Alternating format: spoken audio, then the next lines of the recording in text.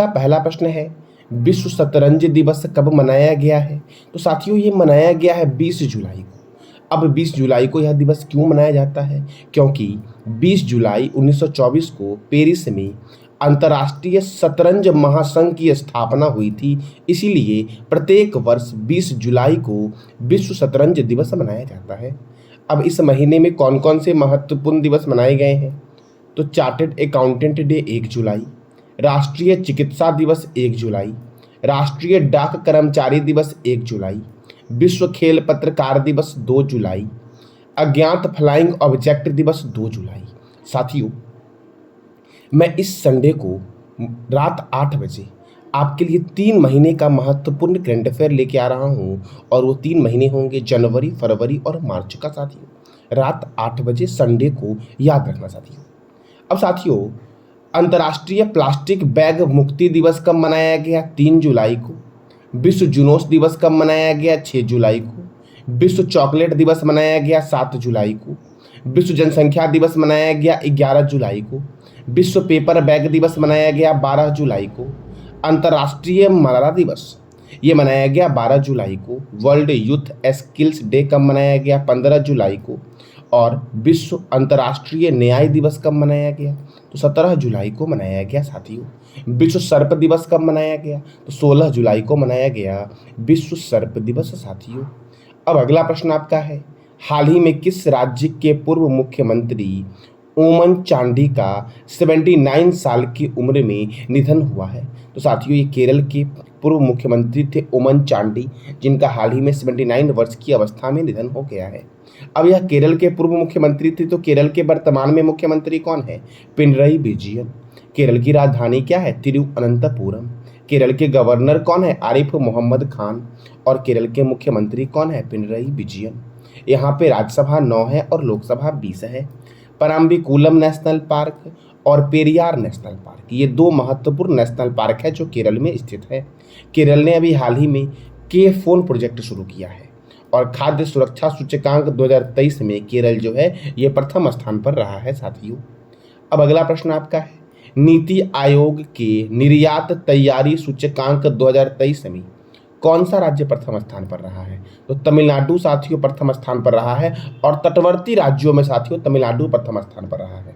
भूमि से घिरे राज्यों में हरियाणा प्रथम स्थान पर रहा है साथियों।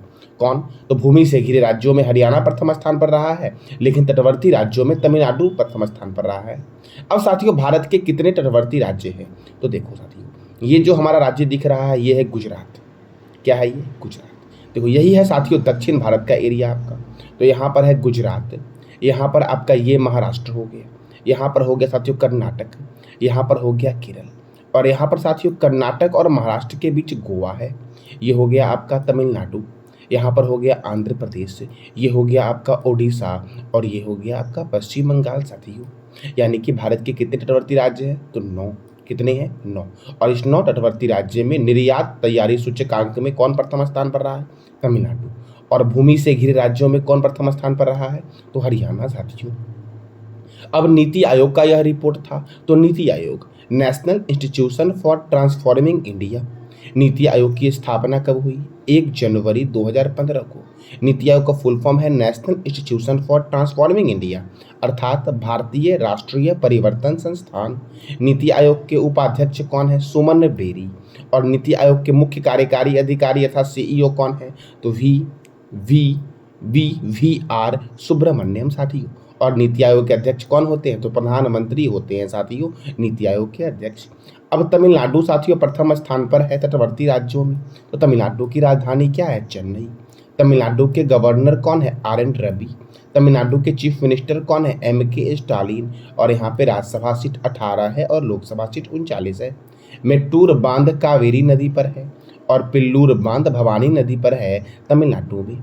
साथियों इंदिरा गांधी अभ्यारण्य कहाँ है? तमिलनाडु में।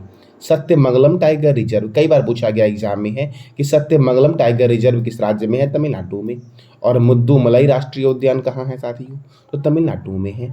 गुंदई राष्ट्रीय उद्यान तमिलनाडु में है। मन्नार की खारी मरीन राष्ट्रीय उद्यान तमिलनाडु में है। राष्ट्रीय गन्ना प्रजनन केंद्र कोयम्बटूर में है। दक्षिण भारत का मानचेस्टर कोयम्बटूर में है। इंदिरा गांधी परमाणु अनुसंधान केंद्र का हेडक्वार्टर तमिलनाडु के कलपक्कम में है और इसकी स्थापना हुई थी इंदिरा गांधी परमाणु अनुसंधान केंद्र की कब? तो 1971 में साथियों। कब हुई थी? 1971 में। साथियों देखो, मैं आपको करंट अफेयर के साथ साथ उस करंट अफेयर से संबंधित स्टैटिक जीके भी करवाता हूँ, ताकि साथियों आपके किसी भी एग्जाम के लिए संपूर्ण तैयारी हो सके। तो ध्यान से साथियों एक एक बात को याद रखना। अगर आप 1 मंथ का करंट अफेयर अच्छे से याद कर लेते हो साथियों, तो आपको बार बार यह समस्या नहीं होगी, फिर आपको रिवीजन करना पड़ेगा। इसीलिए केयरफुली साथियों रिवीजन करो और अच्छे से रीडिंग करो। थेप्पाकुड हाथी शिविर ये नीलगिरी में मुद्दुमलई राष्ट्रीय उद्यान के अंदर में स्थित है। कुंभम अंगूर और आथुर पान ये तमिलनाडु का है, जिसको दिया गया है जीआई टैग, जियोग्राफिकल आइडेंटिफिकेशन। साथियों आपको बताना है कमेंट बॉक्स में जीआई टैग सबसे पहले दार्जिलिंग के चाय पत्ती को किस वर्ष दिया गया था। अब अगला प्रश्न आपका है, हाल ही में किस राज्य में अमरावती में पीएम मित्र पार्क लॉन्च किया गया है साथियों? कौन सा पार्क? तो पीएम मित्र पार्क। अब आप सोच रहे होंगे आंध्र प्रदेश में साथियों, तो नहीं, आंध्र प्रदेश की राजधानी अमरावती है, लेकिन महाराष्ट्र में भी एक अमरावती शहर है साथियों। कहाँ पर है? तो महाराष्ट्र में भी ये अमरावती शहर है, वहीं पर साथियों क्या किया गया है? तो पीएम मित्र पार्क लॉन्च किया गया है। देखो, यह पार्क अमरावती में स्थापित होने से लगभग साथियों 2 लाख लोगों को रोजगार मिलेगा और महाराष्ट्र को एक नई पहचान मिलेगी टेक्सटाइल फॉर्म के रूप में, यह मित्र पार्क स्थापित होने से, लॉन्च होने से साथियों। तो ये कहाँ पर हुआ है? महाराष्ट्र में हुआ है और महाराष्ट्र की राजधानी क्या है? मुंबई है। महाराष्ट्र के गवर्नर कौन है? रमेश बैस। और महाराष्ट्र के मुख्यमंत्री कौन है? एकनाथ शिंदे। यहाँ पे राज्यसभा सीट 19 है और लोकसभा सीट 48 है। चंदोली राष्ट्रीय उद्यान, लोनार वन्यजीव अभयारण्य, गढ़चिरौली वन्यजीव अभयारण्य कहाँ पर है? तो महाराष्ट्र में है साथियों। मुक्ताई भवानी वन्यजीव अभयारण्य कहाँ है? तो महाराष्ट्र में। साथियों अगर आपसे कोई एग्जाम में पूछ दे या कोई बच्चे आपसे पूछ दे कि सबसे अधिक वन्यजीव अभयारण्य कहाँ है, तो आप बोलोगे अंडमान निकोबार में। लेकिन दूसरा प्रश्न आपसे पूछे कि सर्वाधिक वन्यजीव अभयारण्य किस राज्य में है, तो आप क्या बोलोगे? महाराष्ट्र में है। Tata institute of fundamental research Mumbai में है। भारतीय भूचुंबकीय संस्थान मुंबई में है। छत्रपति शिवाजी अंतर्राष्ट्रीय हवाई अड्डा मुंबई में है। केंद्रीय कपास अनुसंधान केंद्र नागपुर में है। नेशनल केमिकल लेबोरेटरी पुणे में है। इंडियन सेक्रेटरी प्रेस का हेडक्वार्टर कहाँ है? तो पुणे में है साथियों, और पुणे में ही नीरज चोपड़ा स्टेडियम भी है। भारतीय मौसम वेधशाला पुणे में है। भाभा परमाणु अनुसंधान केंद्र कहाँ है? तो मुंबई में है। साथियों मैं वीडियो के एंड में आपसे 3 प्रश्न भी पूछूंगा टेस्ट के रूप में, जो मैं भी पढ़ा रहा हूँ वही साथियों, तो ध्यान से सुनना और आपको उस 3 प्रश्न का जवाब देना है कमेंट बॉक्स में। अब अगला प्रश्न आपका है, भारत खाद्य सुरक्षा नियामकों के वैश्विक शिखर सम्मेलन की मेजबानी कौन कर रहा है? तो नई दिल्ली कर रहा है साथियों। नई दिल्ली में ही है तीनों सेना का हेडक्वार्टर और दिल्ली है यमुना रिवर के किनारे साथियों। तो मैंने क्या बोला कि भारत खाद्य सुरक्षा नियामकों के वैश्विक शिखर सम्मेलन की मेजबानी कर रहा है। तो ये कौन से शहर में कर रहा है भारत? तो नई दिल्ली में कर रहा है। अब नई दिल्ली में कर रहा है साथियों, तो देखो, telecom regulatory authority of India, union public service commission, border security force और border road organisation, oil and natural gas corporation, table tennis federation of India, all India football federation, ये सारे संस्थानों का हेडक्वार्टर कहाँ है? तो नई दिल्ली में है साथियों। अब अगला प्रश्न आपका है, हाल ही में छुपे आतंकी को ढूंढने के लिए ऑपरेशन त्रिनेत्र 2 कहाँ शुरू किया गया है? तो साथियों ये जम्मू कश्मीर के पूंछ सेक्टर में शुरू किया गया है छुपे आतंकी को ढूंढने के लिए त्रिरत्न सेकेंड साथियों ऑपरेशन। अब ये जम्मू कश्मीर के पूंछ सेक्टर में किया गया है। तो जम्मू कश्मीर के वर्तमान में उपराज्यपाल कौन है? मनोज सिन्हा। डांची ग्राम अभयारण्य जम्मू कश्मीर में है। किश्तवाड़ राष्ट्रीय उद्यान जम्मू कश्मीर में है। तुलबुल परियोजना झेलम नदी पर बना हुआ है जम्मू कश्मीर में। पालक दुल जल विद्युत परियोजना मारूसुदर नदी पर जम्मू कश्मीर में है। कहाँ पर है साथियों? तो जम्मू कश्मीर में है। जम्मू कश्मीर में ही आपका काराकोरम दर्रा भी है। अब अगला प्रश्न आपका है, हाल ही में प्रधानमंत्री नरेंद्र मोदी ने कहाँ स्थित वीर सावरकर अंतर्राष्ट्रीय हवाई अड्डे के नए टर्मिनल का उद्घाटन किया है साथियों? तो पौंडीचेरी साथियों, पौंडीचेरी में है वीर सावरकर अंतर्राष्ट्रीय हवाई अड्डा, उसी के नए टर्मिनल का उद्घाटन किया है प्रधानमंत्री नरेंद्र मोदी ने। कहाँ पर? तो पौंडीचेरी में साथियों। अब महत्वपूर्ण अंतर्राष्ट्रीय हवाई अड्डा साथियों, देखो साथियों, ऐसा पहली बार साथियों है कि मैं इतने सारे स्टैटिक आपको बता रहा हूँ यूट्यूब पे साथियों, और ये यूट्यूब पे भी पहली बार है कि कहीं आपको इतना सारा स्टैटिक एक साथ मिल रहा है आपके एग्जाम के पॉइंट ऑफ व्यू से। एक बार अगर आप अच्छे से रीडिंग कर लेते हो साथियों तो कभी आपको दिक्कत नहीं होगी स्टैटिक याद करने में। बस आपको एक बार अच्छे से कड़ी मेहनत करना पड़ेगा, 1 मंथ का करंट अफेयर आपको याद करना पड़ेगा, उसमें जितने भी स्टैटिक है सारे याद करने पड़ेंगे आपको। फिर धीरे धीरे साथियों वही आपका आगे चल के रिविजन होता है। तो गोपीनाथ बारदोली अंतर्राष्ट्रीय हवाई अड्डा कहाँ है? गुवाहाटी में है। इंदिरा गांधी अंतर्राष्ट्रीय हवाई अड्डा नई दिल्ली में है। छत्रपति शिवाजी अंतर्राष्ट्रीय हवाई अड्डा मुंबई में है।